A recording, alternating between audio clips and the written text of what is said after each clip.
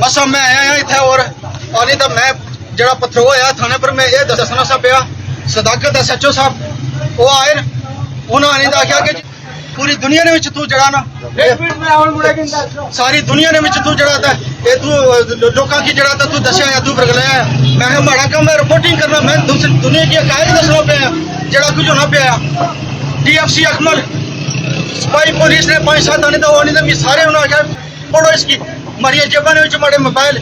iPhone 2 phone माड़े उन्होंने जेबा चो माड़ी कड्डी दे पैसे माड़ी जेबा ने चूना कड्डी दे और इतों पूरा 7-8 बंदे चुके गेड़ा जो है सारी दुनिया तकरीबी है और उन्हें अंदर खड़ी मैं मारिया लटाई था इधर तकीन हो ये तकीन हो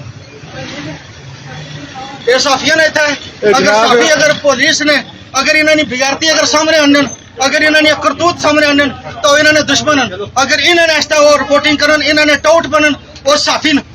अगर हकायक दसन वो साफी नहीं है अगर इन्होंने टाउट है जी थानेदार गल है तो वह दसे फिर साफी है वो साफी हो तो नहीं है साफी हकायक दस रहा है तुम लोगों जुल्म करने पे हो